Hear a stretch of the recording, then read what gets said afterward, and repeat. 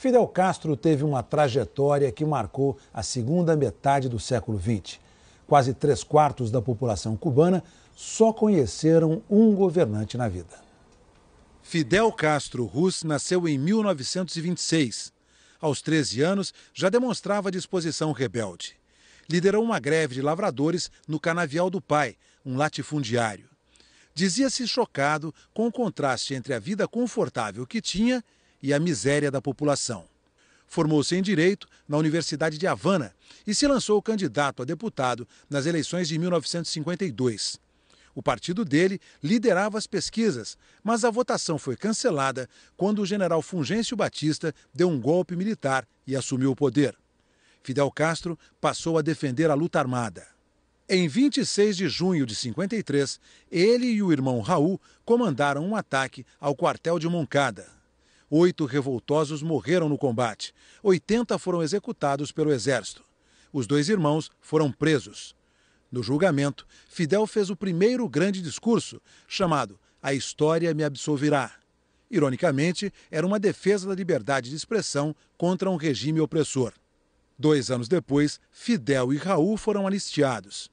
Exilou-se no México, onde criaram o movimento guerrilheiro 26 de julho, com a ajuda do argentino Ernesto Che Guevara. No fim dos anos 50, de volta a Cuba, Fidel, Raul e Che Guevara iniciaram combates de guerrilha contra forças do ditador Fulgêncio Batista nas montanhas de Sierra Maestra.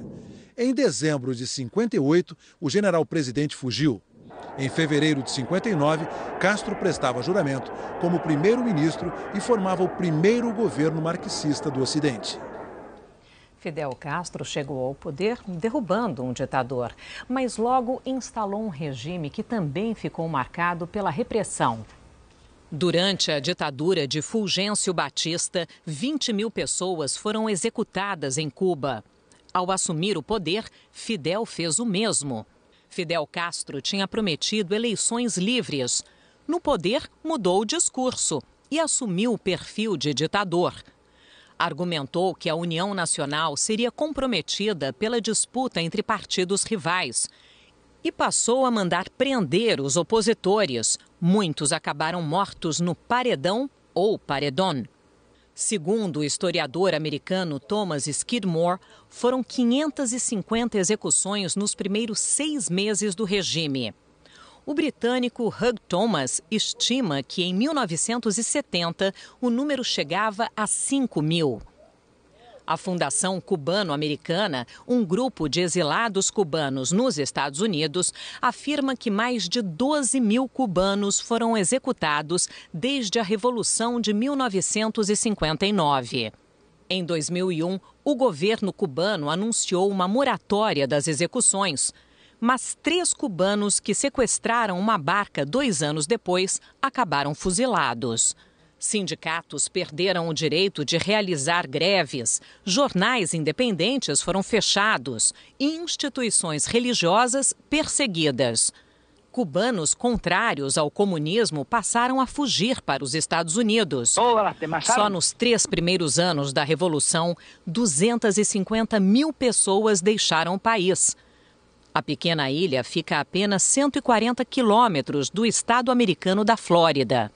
O maior êxodo ocorreu em 1980, quando o governo autorizou a saída dos insatisfeitos e 125 mil pessoas partiram. Em 93, Fidel sofreu uma humilhação pessoal.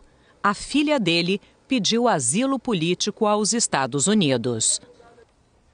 A proximidade de um regime comunista se tornou incômoda para os Estados Unidos. E em plena Guerra Fria, Cuba quase se tornou o pivô de uma guerra nuclear. No início dos anos 50, durante a ditadura de Fulgêncio Batista, investimentos estrangeiros tinham feito de Cuba uma das economias de maior crescimento da América Latina.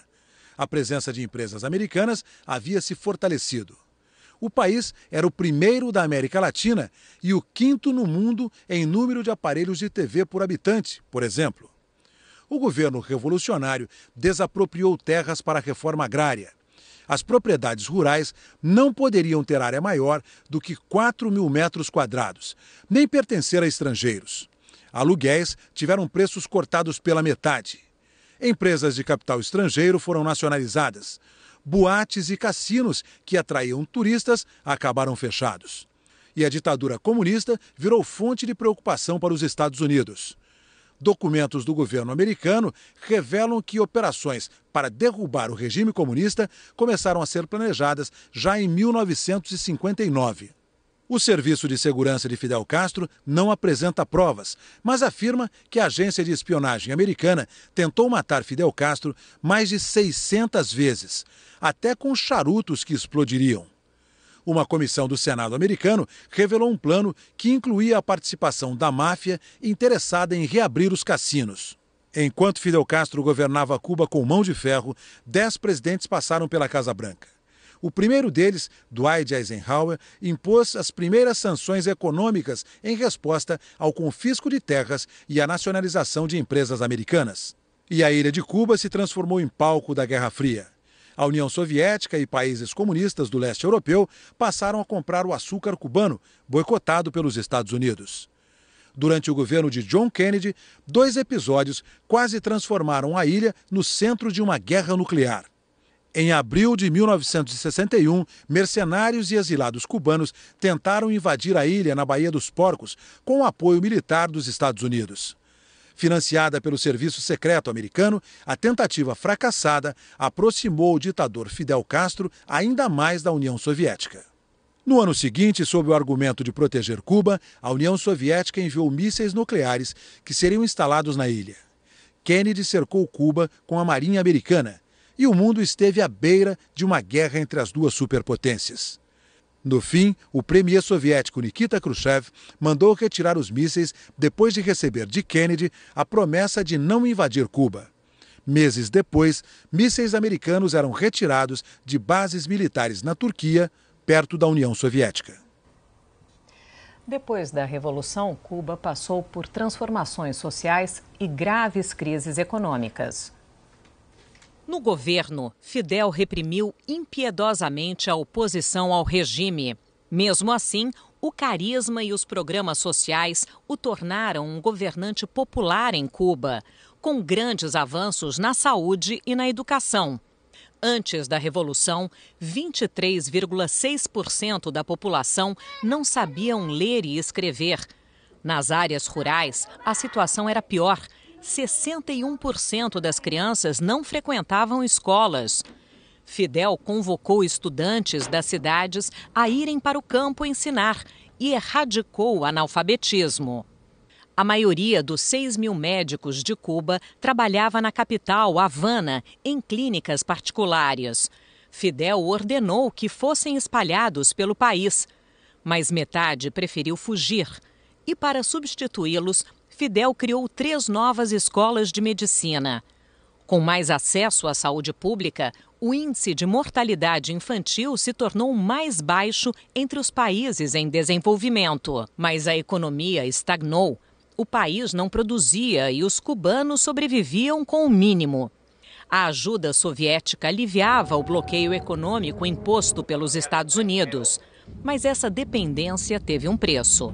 O fim da União Soviética em 1991 pôs a ilha de Fidel Castro em crise. Sem dinheiro para a manutenção de máquinas agrícolas, por exemplo, a produção de açúcar e tabaco caiu. Sem o maior parceiro comercial, agravou-se o desabastecimento. A falta de combustível provocou paralisações na indústria. A Venezuela de Hugo Chávez passou a fornecer metade do combustível usado em Cuba. Cuba passou a estimular a recepção de turistas e legalizou o dólar para facilitar a remessa de dinheiro de parentes de cidadãos cubanos que viviam no exterior. A Revolução Cubana influenciou movimentos de esquerda em vários países, mas nos últimos anos as preocupações com a saúde de Fidel dominaram as manchetes. De Cuba, o ditador se tornou uma espécie de exportador de revoluções, uma influência que foi sentida principalmente nos países em desenvolvimento.